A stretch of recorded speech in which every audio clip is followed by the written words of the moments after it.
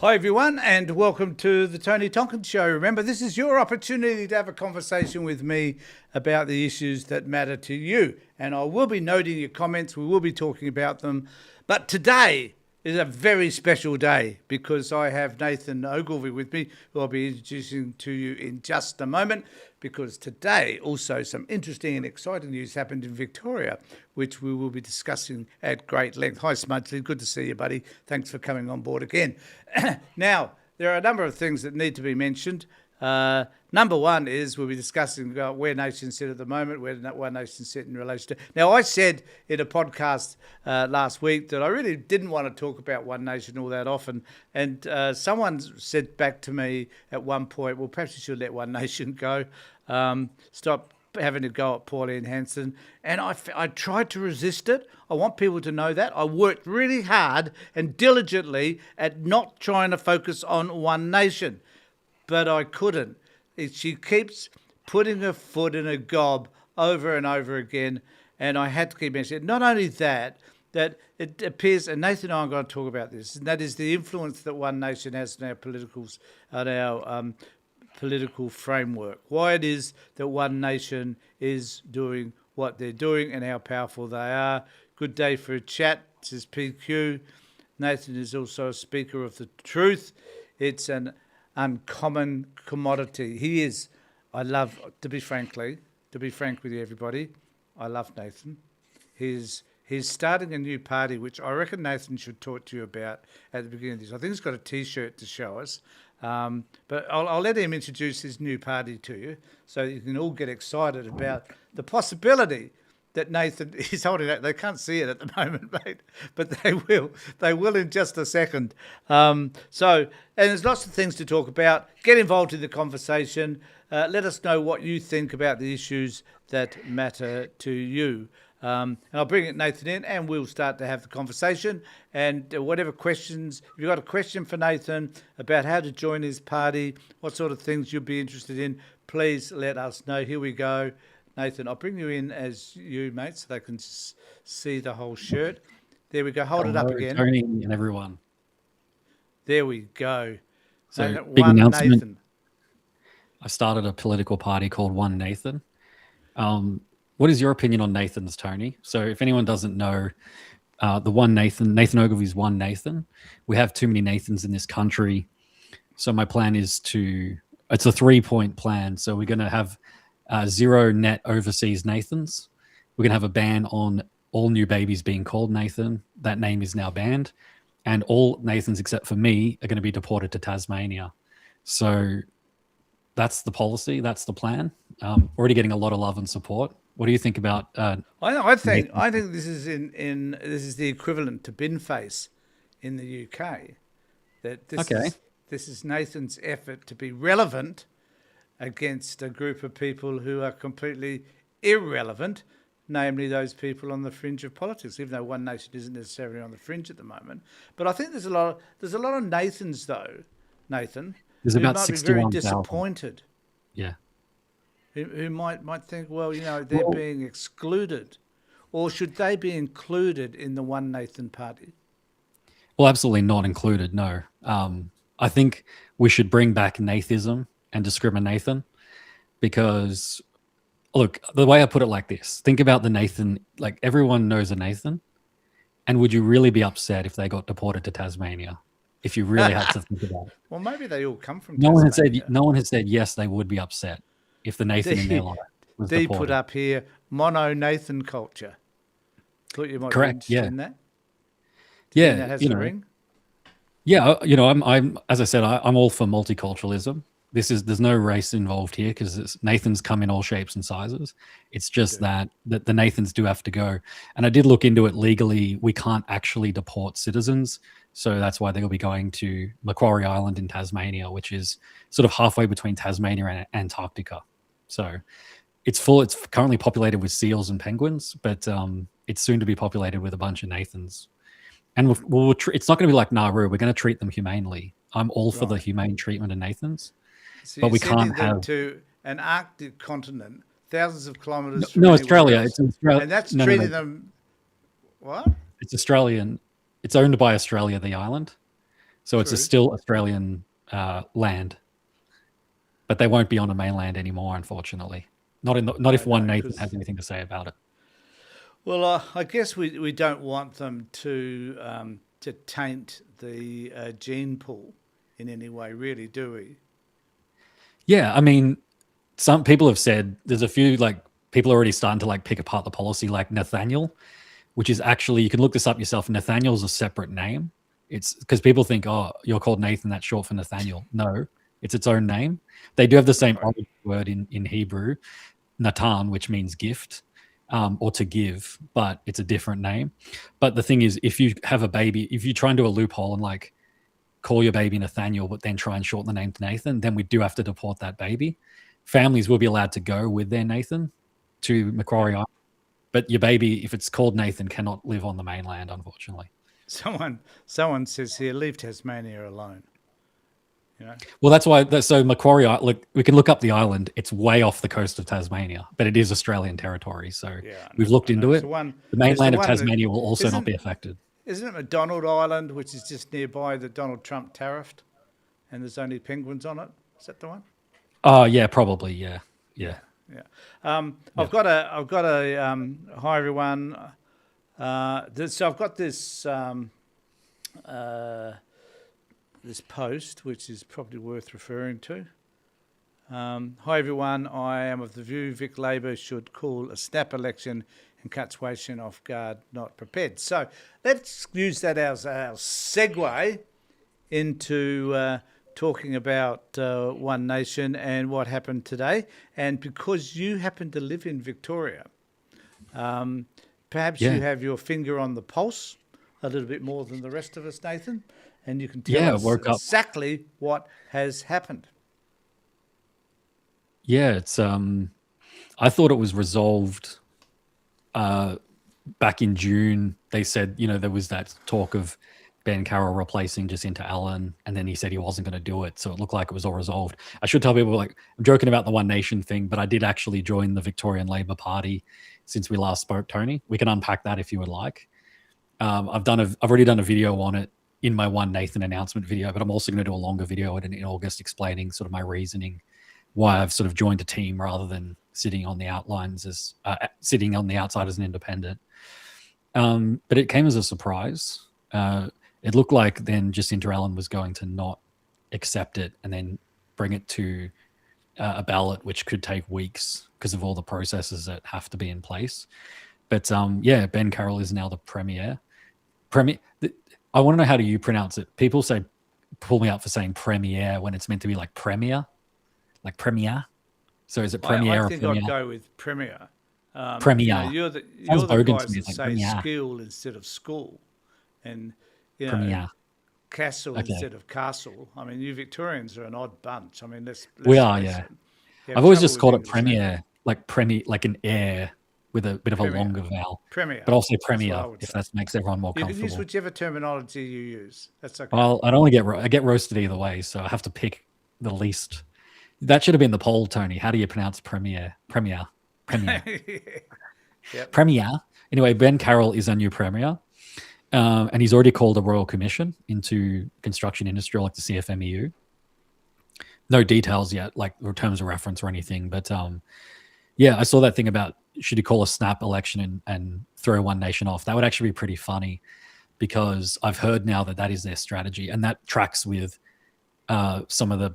I don't really have necessary contacts in One Nation, but I've heard what's going on, and it sounds like their strategy is to, it's pretty clear the more eyes that go onto One Nation, like with Pauline and Malcolm Roberts, and people start to look into them, the worse they do in the polls. So their strategy is to hang low until the election period and just the campaign, and then just sort of make a late dash like they did in South Australia, catch people by surprise before they check out their policies. So it'd be pretty funny if they called that now and they don't have any candidates or a leader. Well, actually, when you think about it, it's not a bad strategy, is it? Because it would mean that by the time, if they went to the governor to get the, what do they call it, the writs done, that once the writs are signed, you can't have anybody nominating for any of the candidacies either. So, and there's a time limit over all of that. Can't remember exactly what it is. I don't know what it is for Victoria specifically. Victoria's a different place, different kettle of fish altogether.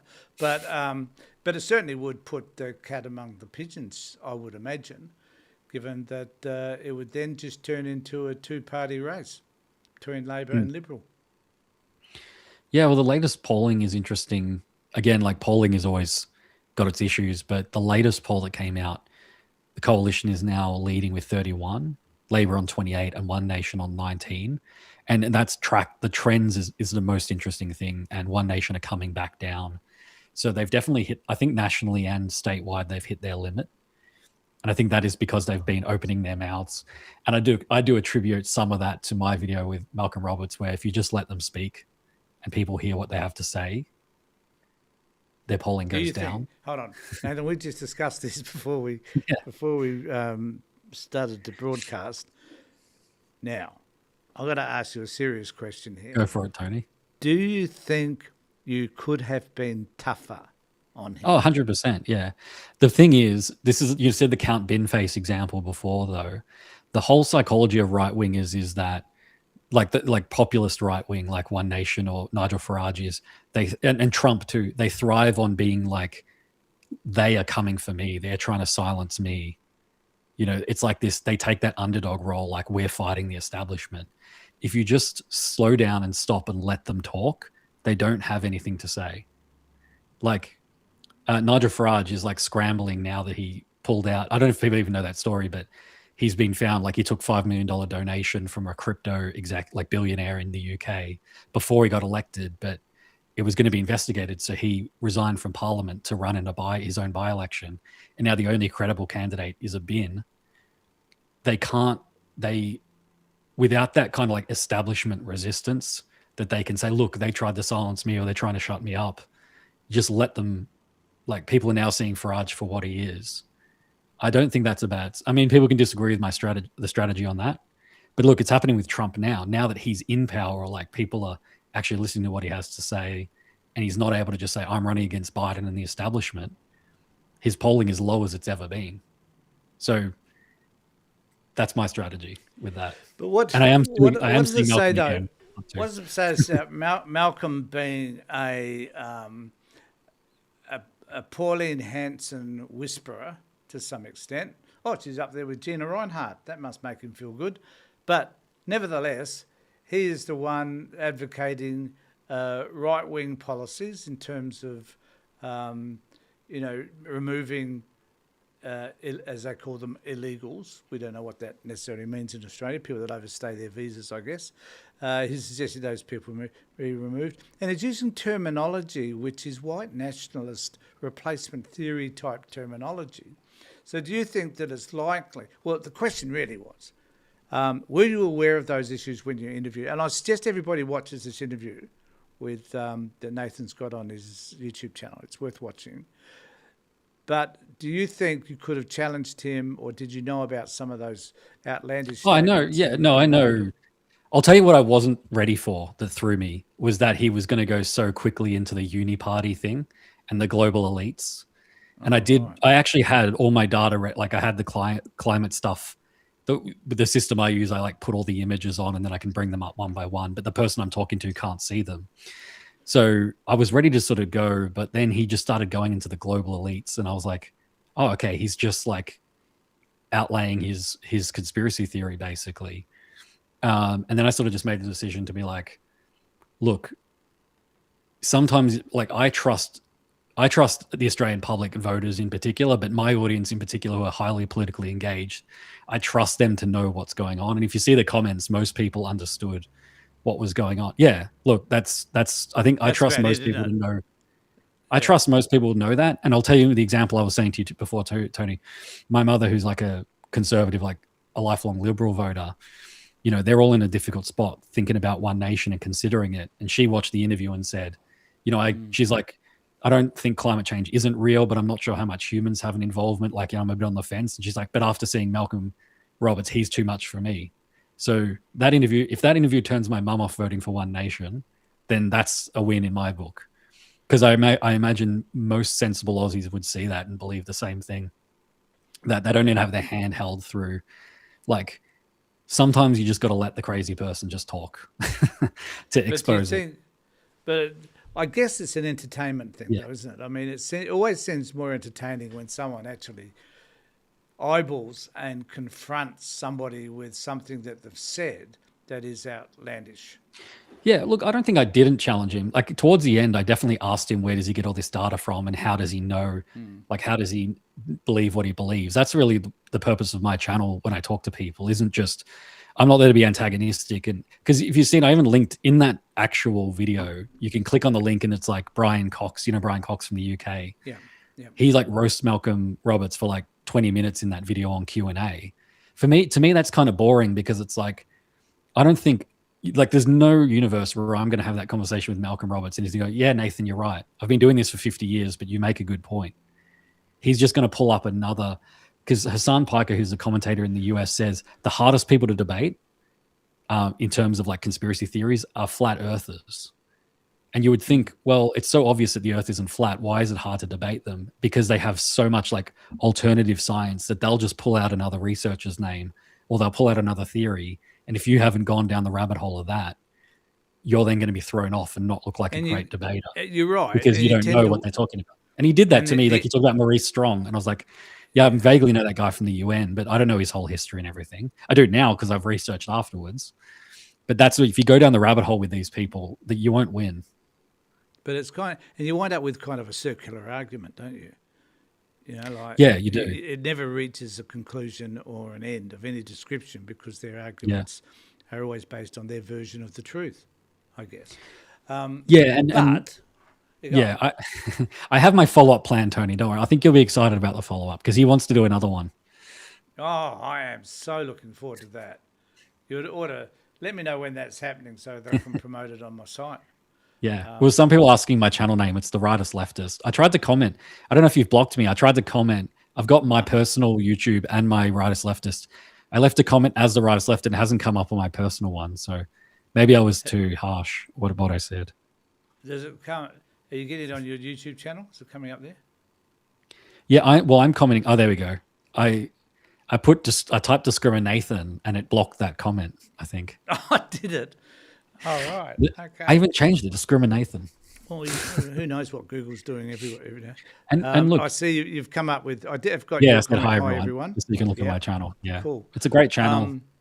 Okay, so I guess let's talk about this for a bit. So there is an issue about confronting those on the extreme right. The question really is, we've got two ways of doing it, I think. We've got your way, which is let them tell their story, blah, blah, blah. I think there are three ways. The other way is to confront the things that they say and just tell them that it's bullshit, in your view. And the other way is to ask them why they think the way they do. But I think that's my, I don't think that's a third. I would imagine that'd be your approach, being a psychologist. Yeah, well, the series, I think what threw a lot of people is I just like kind of dropped the Malcolm Roberts. I didn't give anyone a warning, and it's just like, whoa, he's gone from like just talking in his study in his house on his own to having like a sitting senator from, a populist party. Like it was pretty weird. I think some people were not even sure it was real until they saw the interview. Like, you see the thumbnail, like, oh, is he doing the joke or something? And it was real. Oh, right. I was a bit surprised by it too. It was my first politician interview as well, because I had a few other book that cancelled on me, like reschedule, because that's coming to be the case. Like I've got so many upcoming because of reschedules and things.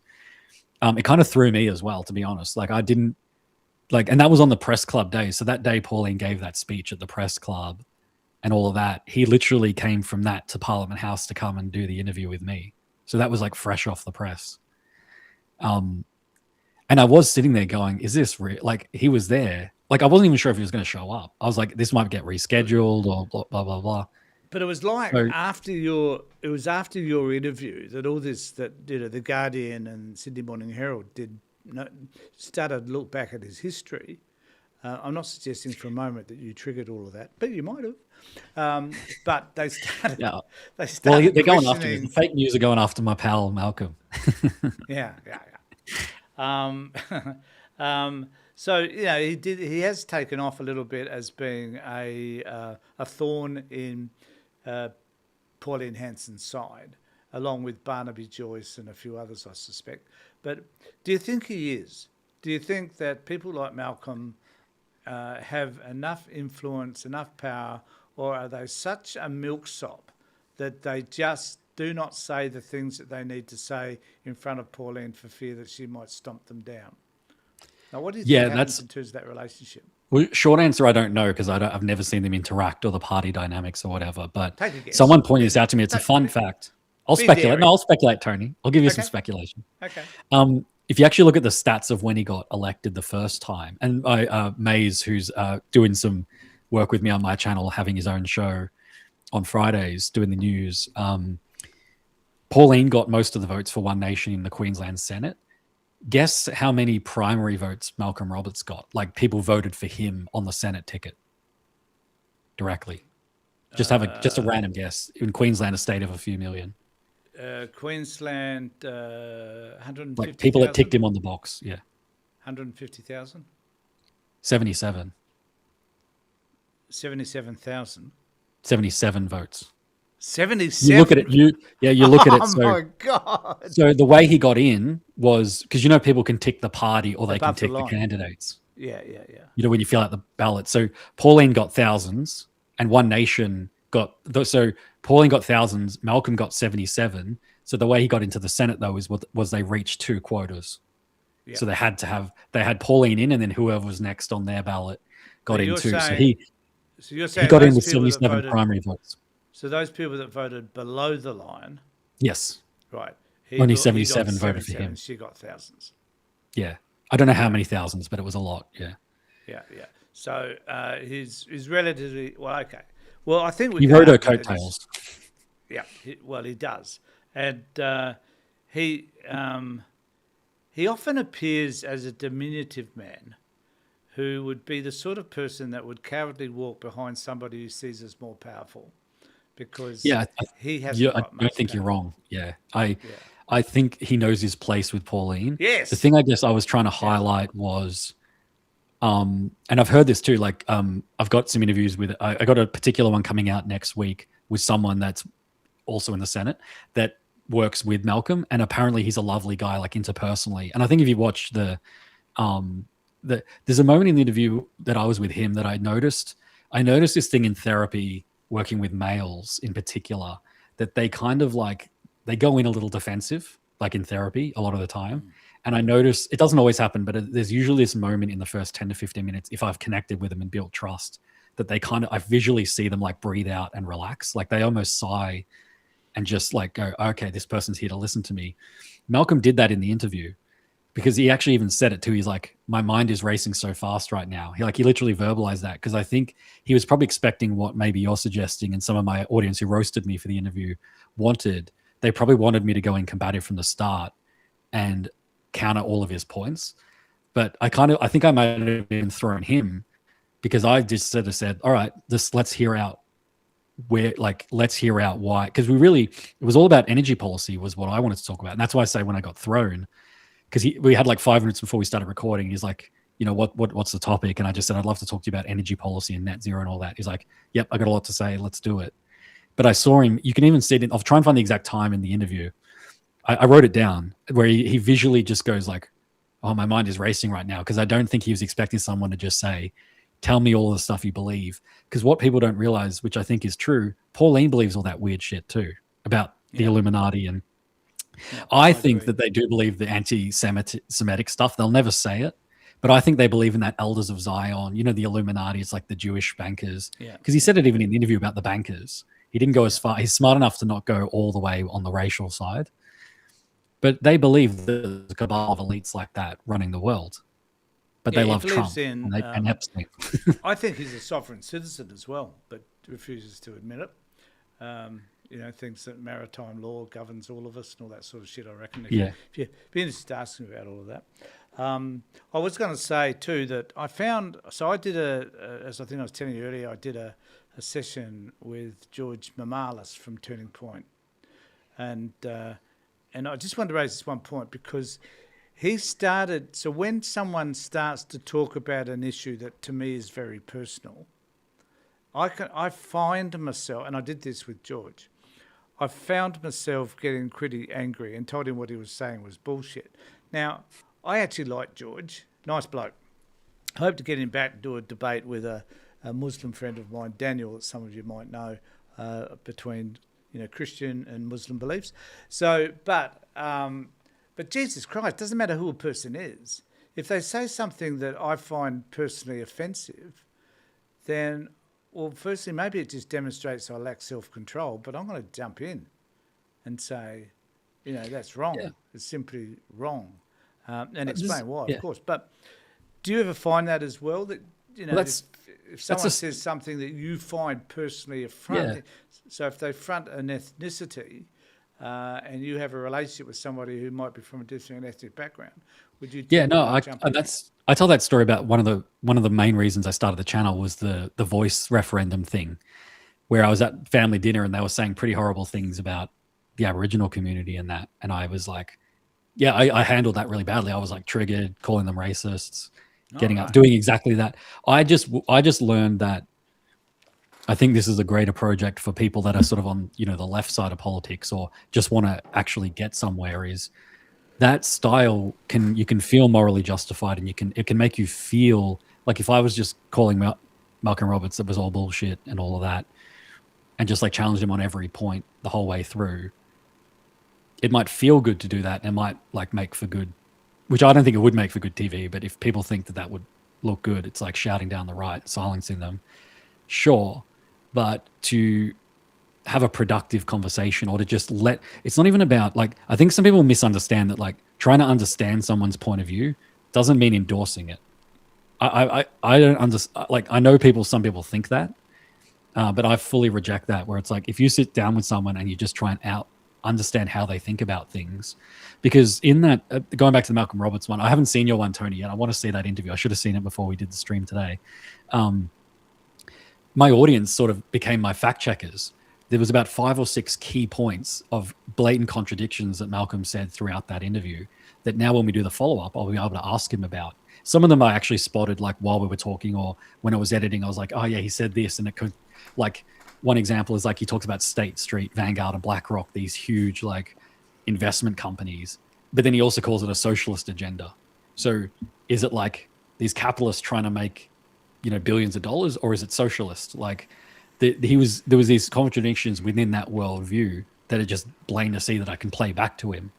If I'd shut him down from the start and made him clam up from the start and get defensive, I wouldn't have got all that content that I can now work with in a follow-up interview to like unpack those points. And that's what interrogators do. They're dealing with criminals or people who have committed murders and done horrible things. But you watch those interrogation videos, and they're often them like laughing with them, getting the maccas at the start of the interview. Sort of making them open up. So that's what I do, and that's part of the therapy that I do in my job, is like create a situation where people feel safe to open up. Doesn't mean I'm agreeing with what they say, and I think most of my audience is smart enough to know that. For the people that aren't, then that's fine. Do we have we'll finish with this note because we have to get on to Victorian election. But I don't know how we got onto this. I wasn't expecting. I don't know either. It's just one of these rambling black and bullshit stuff that you and I do on a Tuesday whenever we get together. But I just wonder whether there's a moral issue if someone says, and we're not journalists, we're healthcare professionals, both you and I, and so maybe we take a different take. We explore stuff and we find out what people really think and why they think it, and then try to work out whether it's helpful to them or not, or whether it's helpful to society or not. But I think there's a moral issue, though, isn't there? Because if you get someone an example for me is, and I hope I'm not going to ramble about this too much, but if you get someone in front of you who's a perpetrator of domestic violence, you are going to confront them about their behaviour, are you not? Do you mean like a politician or just a person? No. I'm just saying, just generally, if you're having a conversation with someone therapeutically about their behaviour, and they're bashing women and kicking children and killing the dog or cat, then you're going to have conversations with them about their behaviour, are you not? Yeah, for sure. Yeah.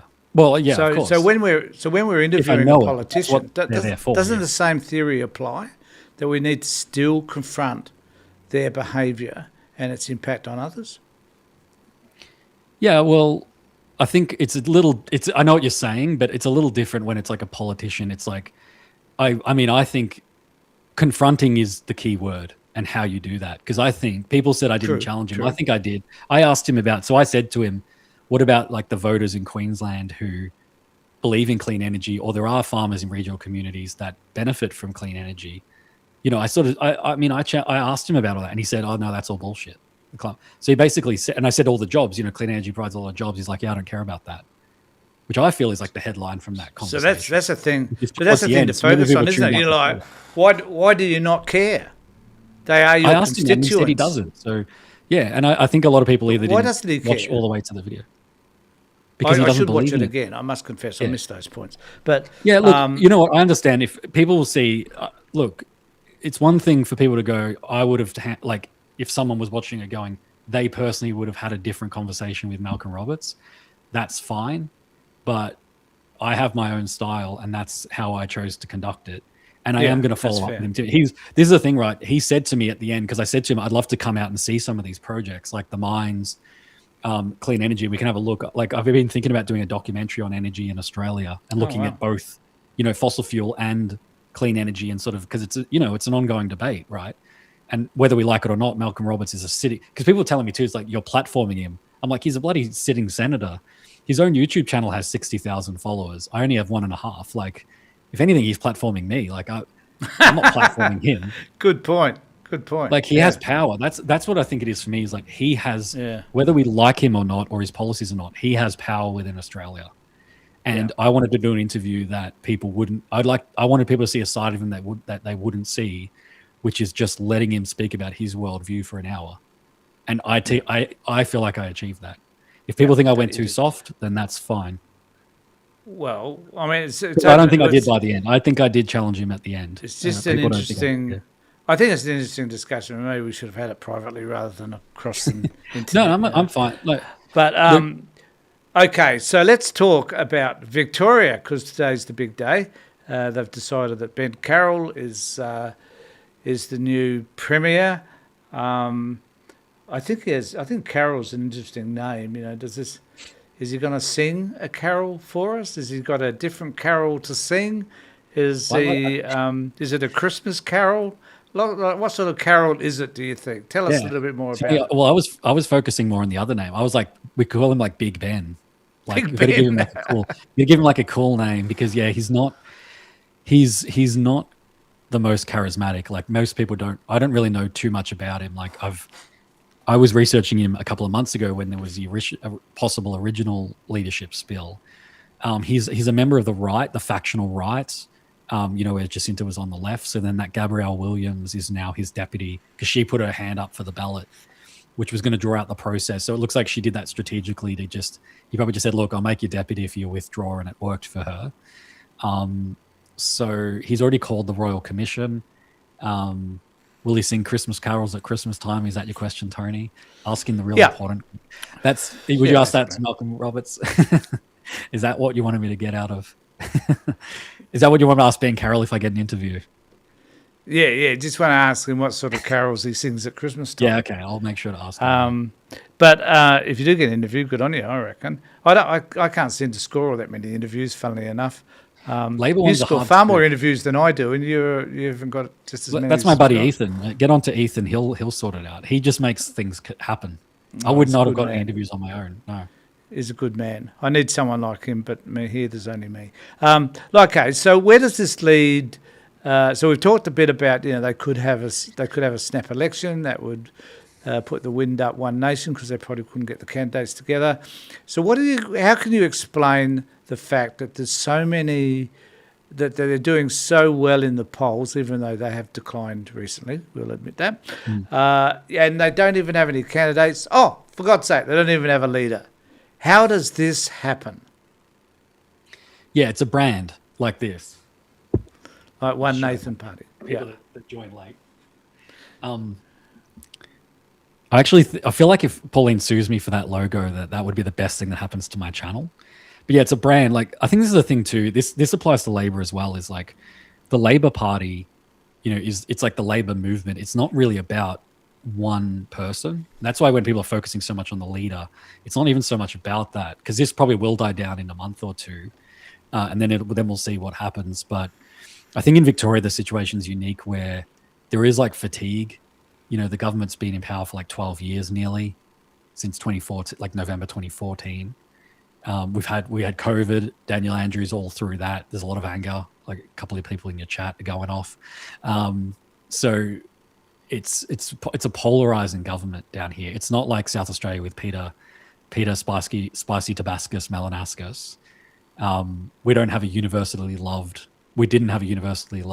premier, and they've been in power for a long time. Yep, 12 years. I'm in two minds about that, because I do agree forever governments are not a great idea. You want to have a change, but I don't think it's going to be a good change, because they're going to strip back the public services even more. No plan for infrastructure.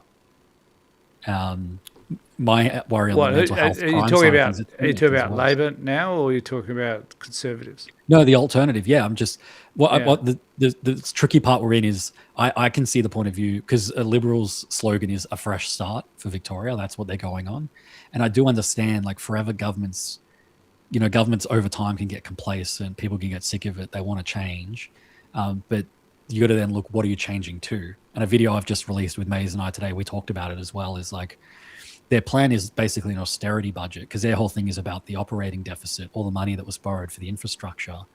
They're going to cut the public service to pay that back, which, if you see it, if you're a social democrat or more on the left, like we kind of are, is that money is investment in our communities and people. Well, I think. And so cutting that back is going to make things worse. Like, I think that the hub of that also was the CFMEU, wasn't it? They're the boogeyman. Yeah, they are, and he's now got a royal. The Royal Commission won't take place until next year anyway, or won't deliver till next year. No, I think he wanted like an easy win. I think, to show, like, to sort of, he's trying to like cut down on some of their talking points, I guess. Which is probably not going to help. Did you see his speech? I haven't seen his speech. No, I've been because I've been kind of working. I worked today before this, so I was refreshing ABC, but I haven't actually seen the speech. No. All right, because he seemed to be having a go at Jacinta Allen a fair bit in terms of the things he was planning to do that are different, and he talked about policing, about having a chat with the policing minister and deciding that with him that they were going to stamp down on crime. Big deal. Why haven't to go? So the things that it seemed to me, the things that Jacinta Allen had failed to do and for which there were criticisms, are the things that he's now choosing to verbally confront. Yeah, well, they'd already changed the bail. Look, Victoria does have the crime problem is like, it's very much geographically based and, socioeconomic status based, like it is in most cities. But then I would say to people, it's like, cutting the public service when you're having crime rising is not the best thing to do. It's related to the cost of living. Like, these families who rely on these programs or rely on the well-funded schools so they can get that support, get their kids to school. Like, families are struggling that have lost work. I know, like, Centrelink and Social Security is like largely, social payments are largely federal, but a lot of the support comes from state governments for these people that are struggling. And we all know we're all struggling with the cost of living in different ways. But what's the situation is, people who are struggling are really struggling. And this, Tony, as a social worker, and the work that I do too, is people need support. Cutting that support back, and they're so close. Like, they're very smart with their marketing, because they're not saying it, but they're saying we'll cut back end stuff in the public service. It's like, just think about hospitals. If you cut the back end, which they were not even saying what it is that admin, HR, accounting, that then falls onto the frontline staff. So these nurses are going to be having to do all the paperwork when they should be doing their nursing. It's just ridiculous. Like, it's going to be. I think this is a bit cynical, but I think Labor, rather than becoming minority, should just lose. We'll have 4 years to remember what a right-wing government is like, and then Labor will probably come back in a landslide. I want to talk about that in a second, but I just want to bring up this one for multi-option. Good government is a result of good opposition. I agree 100% on that. Yeah, I get roasted for that. But I agree with that too. I get roasted for that a lot, because Labor people don't like that. Well, they just want to win. Like, they just want to be in power, which is good. You want, if that's your party, you want to be in power. But I do think, a good opposition keeps them on their feet. Look, we can say what we want about Tony Abbott, but he was a classic example. He was a good opposition leader, whether we liked him or not. Yeah, I'm a bit reluctant to give him any credit for it. He was effective. Maybe good is not the right word. He was effective as an opposition leader. Would he be effective as president for the Liberal Party? Or will he just create too more old, headaches no. because he wants to drift further and further to one nation? Well, you want to hear, because I'm doing have you seen the Liberal Party Commission, Tony? They've made this commission, and it's like how they can re-engage with the community because they're recognizing they're out of touch. All right. Have you seen that? Well, one of their strategies is quotas, but the thing is the conservative mindset are completely against quotas because they want merit-based candidates. Yeah. But the Labor Party has quotas, so it's like 40, 40, 20. So it's 40 males, 40 females, and then 20 can be any. But the Labor Party now has 57% females in the caucus. The Liberals have it's really low. It might be around 20%, hovering 20%. I think it's 20%. Yeah, it's or even less, like 17%. But yeah, look, that's the problem. The Liberal Party's problem is the solutions that will get them to win or get them more support, especially around young people, are things that are against their philosophy. Because Labor, like it or not, have reduced house prices, which is one way for young people to be able to afford houses. And the coalition are roasting them for that. Yeah. Jazz raises. So they're not going to get young people support. I just want to bring this one up. Jazz says good opposition doesn't just say no. And this is one of the issues that we had with the Liberal Party federally, is that they just said no to everything, regardless of how substantive the policies were. Why would you say no to reducing student debt? Why would you say no to paying higher wages to the most to those people on low incomes? Why would you say no to improving the gender gap? I mean, so one has to ask the question, because it's a really great one. So I really do appreciate Jazz for raising that. Why is it that a good opposition? I think this is an issue. A good opposition doesn't have to say no to everything. In fact, they can cherry pick the things that they believe are important for the community and support the government on those issues, so that the perception becomes, if there's a good policy, we'll agree with it, rather than just saying we're going to disagree with every policy simply because it came from the government. Yeah, I fully agree. And I think you saw it with the Greens, voters punish those who obstruct for the sake of obstructing. Unless, and I think the Tony Abbott with the stop the boats, whereas or even kind of John Howard around the Keating time, because someone mentioned in the comments, John Howard being good opposition. If they can find an issue that really resonates with the public, and then they just don't give up. And Trump kind of did that too with, build the wall, whether we agree with it or not. If they find that one or two issues that are really resonant, and that's what I think the Liberals are trying to do with the big build corruption. They're trying to make that their, or the crime. They've kind of tried on crime, and it sort of lands and doesn't land, because Melbourne's a pretty safe city overall. There are certain areas where the crime message resonates, but I don't know where else you'd want to live if you're worried about crime. Go to other countries. I was going to name countries, but probably best not to do that. But it's a good opposition. Yeah, shouldn't say no all the time, because I do think voters punish those kinds of oppositions. But I think there's the kind of opposition where they'll just focus on one issue. And so even though they might agree with the government on other issues, their core issue takes the focus. And I think the Labor will only win in November now if they can take the message, exactly what you're saying. Well, Labor, we invest in infrastructure, healthcare, and education. Just infrastructure, healthcare, and education. Just repeat those three, and improving workers' conditions. Improving working families' lives. That's what you got to say. I want to come back to something you said earlier, which is something I've been mulling over for quite some time, and that is, let's not provide any opposition to one nation whatsoever. Let's not promote them, though, but let's wonder. I don't know the right word to use, to be frank, but let's wonder about what it would mean if one nation did win Victoria, which they won't do anyway, because they just won't be able to get their act together in time. But federally, what would it look like? What chaos would be created if one nation had a majority, even if they had to share that win with the Liberals and the Nationals? What would the country look like? Should we be... America. America now is what it would look like. I agree. But is it wrong to want the country... This is my battle. Is it wrong, Nathan, to want the country to become so fucked up that people at the end of the day say we're never going to go there again? That's I guess what I said about Is this the Germany strategy. all over again?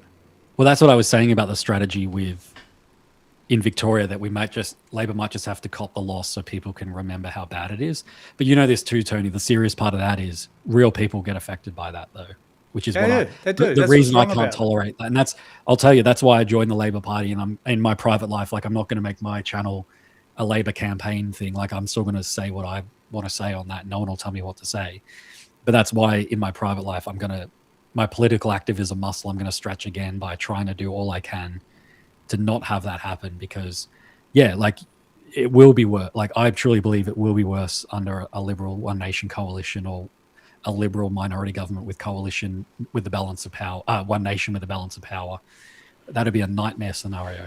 So let's I don't want that. ask. Yeah, I agree. But people will remember. They will see. Yeah, or alternatively, minor parties are a thing. So.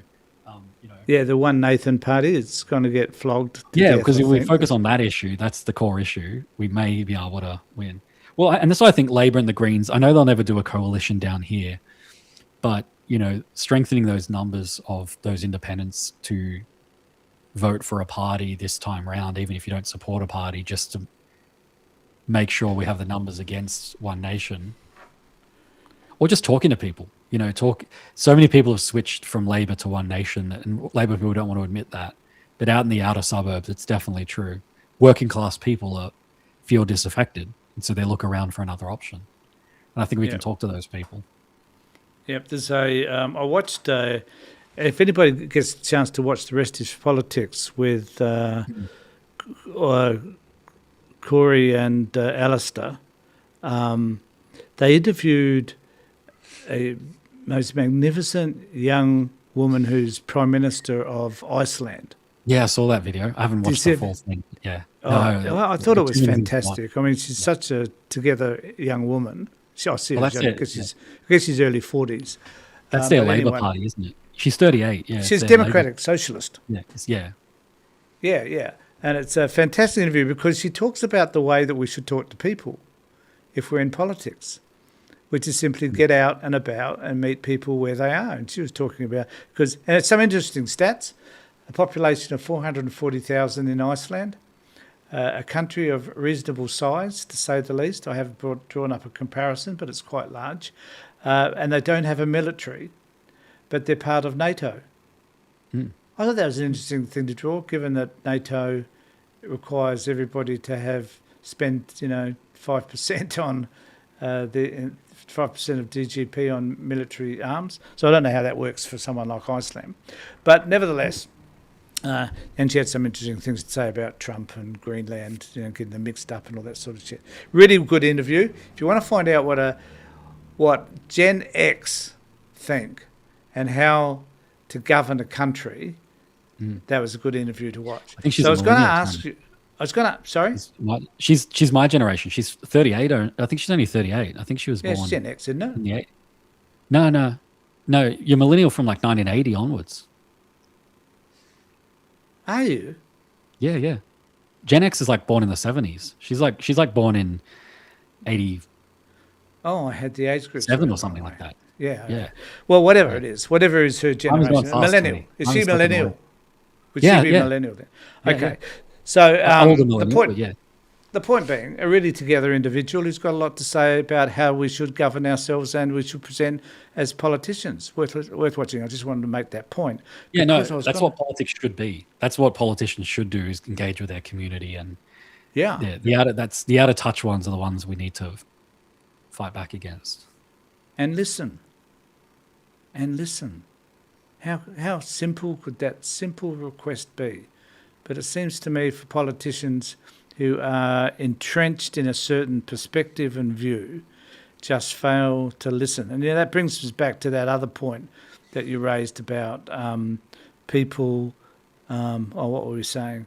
People becoming sort of entrenched in their views and not being able to shift like Malcolm Roberts. They're bad, they're poor politicians.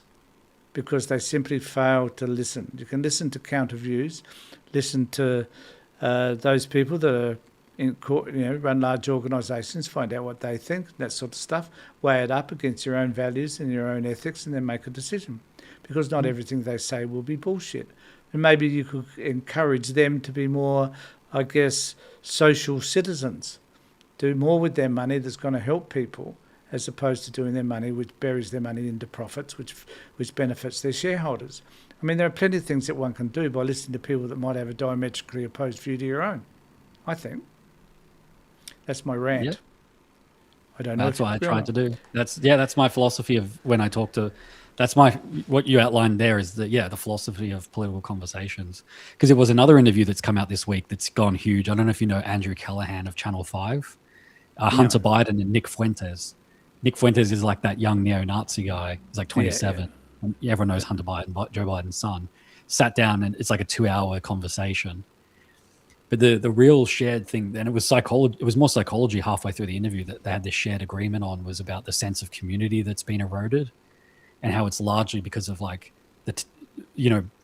what you're saying, wealthy capitalist shareholders, but like the AI and tech billionaires in particular are the ones that benefit from people being socially disconnected. Like if we're all just in our own bubble on our own phones, in our own algorithm, the companies can like segment us, market to us directly, sell products to us to make more money. But what falls apart is our social cohesion and our connecting with each other. Yeah. So that's really what, like, at the end of the day, why do I do what I do? That's actually what I do.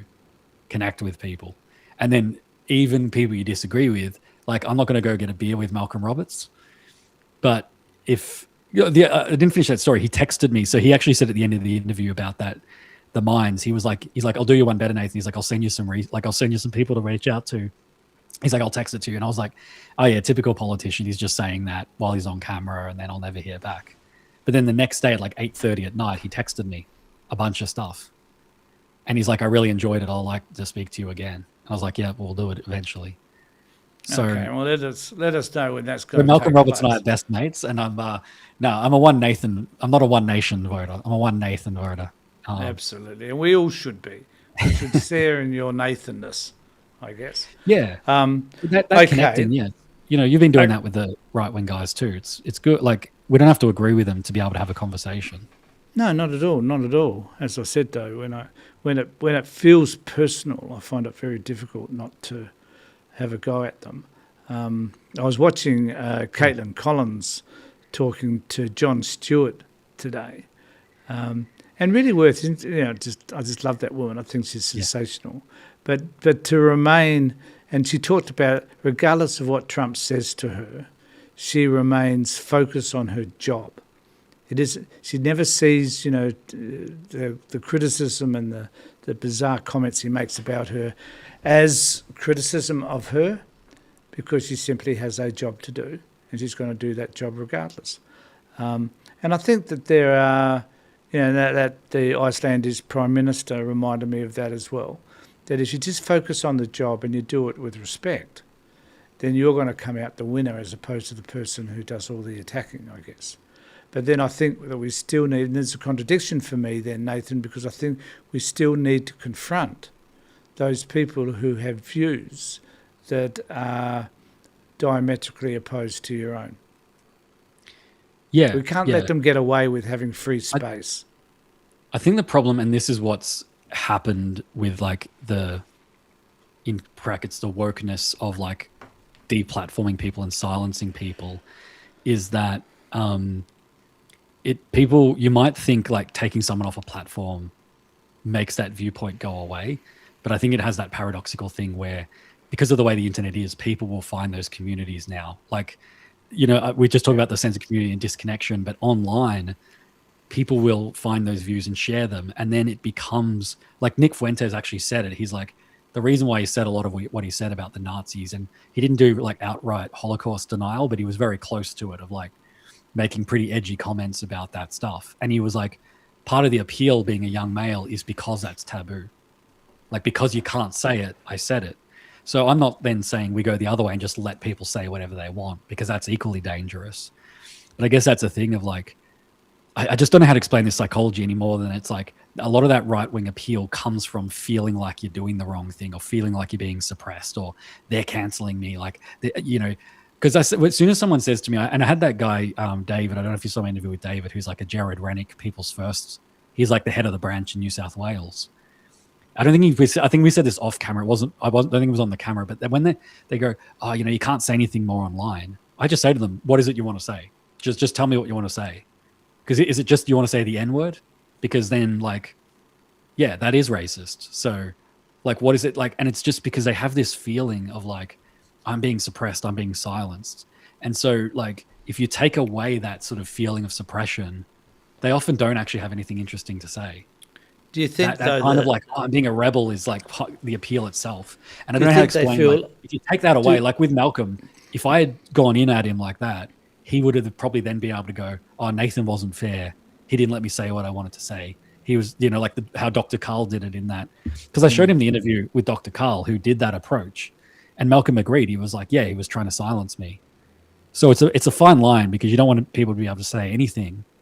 Like if they're inciting violence and stuff like that, free speech has to have like a limit. But I think that suppressing voices, the left do it a lot thinking that it helps, but I don't think it actually helps really. But because those people find each other.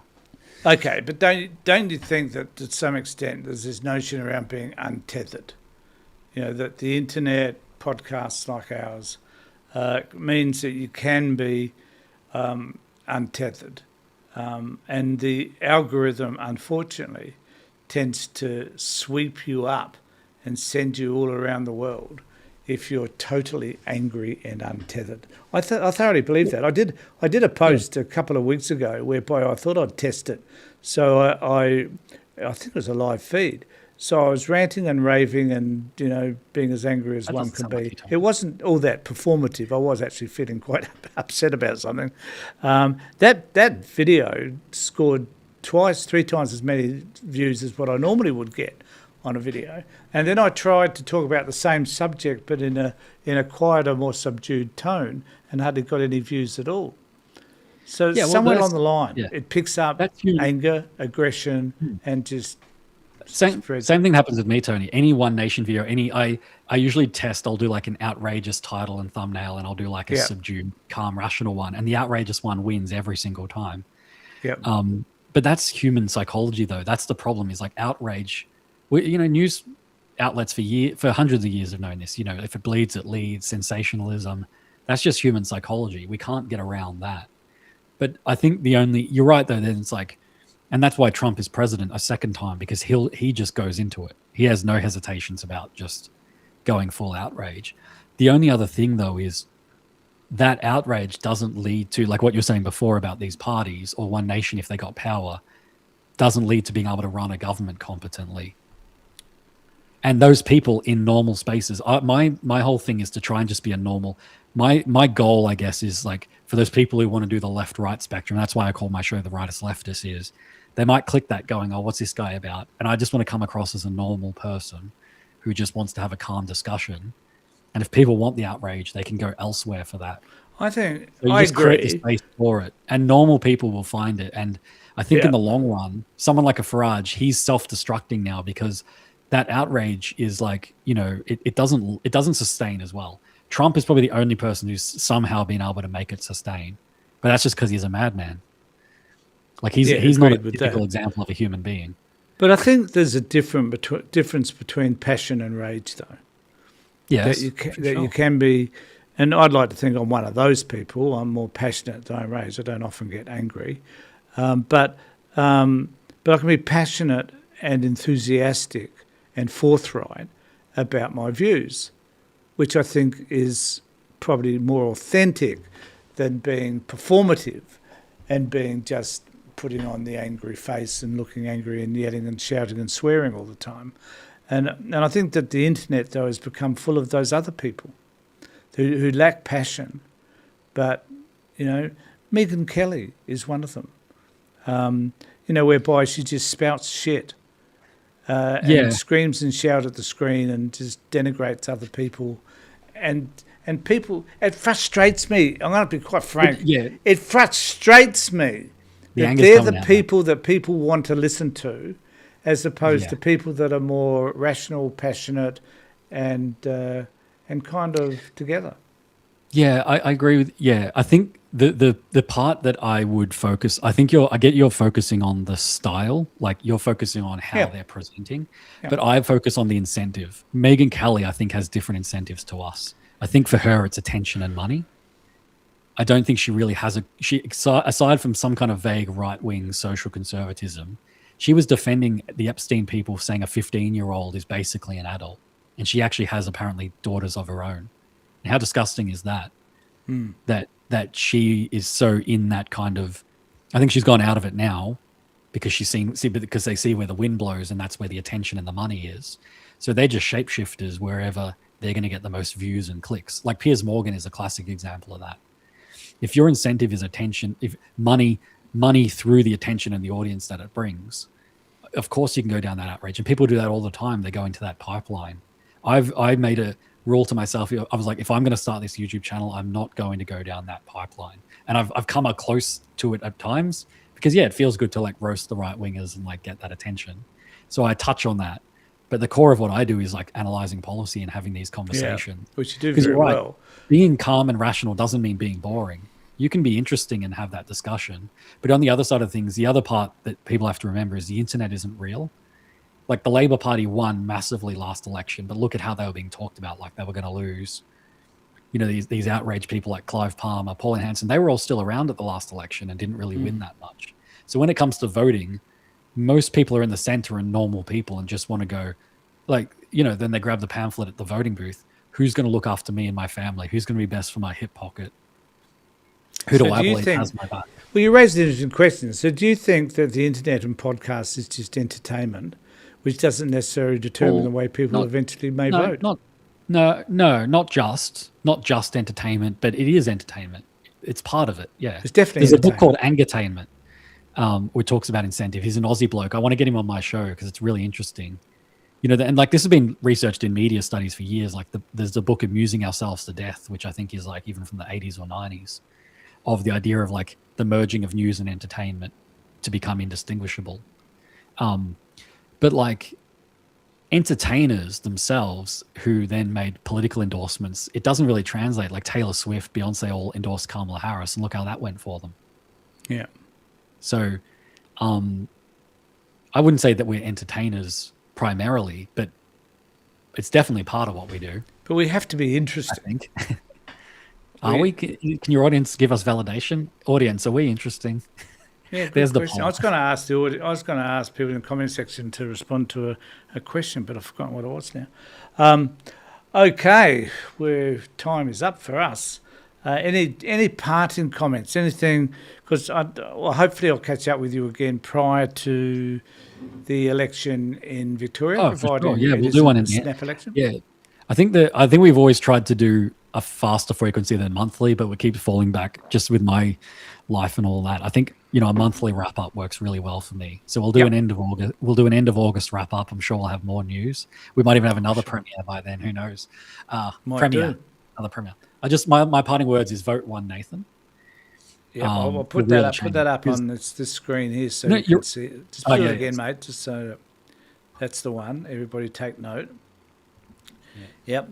Because you're right. I am a bit like Captain Binface, like in that, because Captain Binface his core policy is building Count one Binface. affordable house. Yeah, sorry, Count Binface. I call him Captain. Count Binface. Sorry, I got his wrong title. One of his core policies is building one affordable house, because the government, the Conservative government, promised affordable housing for those 13 years they were in power and delivered zero. So he's like, oh, if I deliver one, I've done better than they did in over a decade. So what I'm promising to you is, if I'm elected, I will become the only Nathan in Australia. And Australia without other Nathans is an Australia that you want to live in. Because they're taking our jobs and our houses. We're getting swamped by Nathans. Is that sort of like a racist Nathan? Do you think it's like... No, it's Nathist. It's not racist, because as I said, it's not a racial thing at all.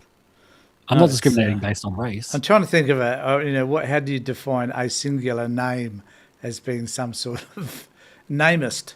You a namist? Oh yeah, as I said, Tony, it's discrimination. But as a country, we do need to bring that back. We need to bring back discrimination.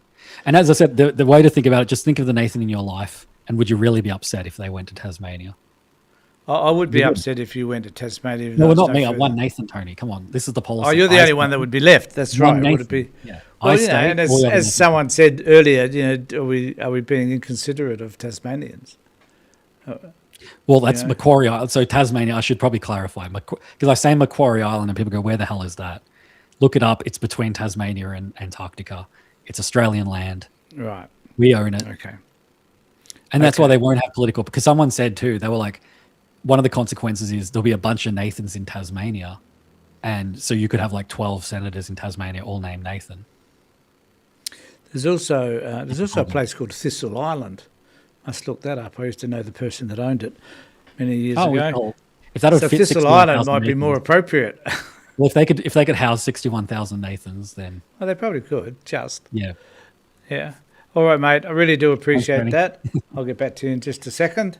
Thanks, mate. I really do appreciate your time. Write us Leftist channel. Go Write us Leftist. Please, everybody subscribe straight away. Should okay. Thanks, everybody, for being with me. Really do appreciate it. Remember that I do have a live feed again on Thursday on my own, just talking about all of the issues. Who knows what I'll be fired up about, but you won't know until you connect with me on Thursday. And I do plan to organise, if I can, a Christian versus Muslim debate, which would be a lot of fun to hear what those people have to say as well. So keep your eyes and ears tuned for that. In the meantime, thanks everybody for being here. Please remember to subscribe to my channel, ring the bell for further notifications, know what you need to do, because I really do appreciate it and it helps to fund my channel and keep things moving. Thanks everybody for being here. Take care and look after yourselves.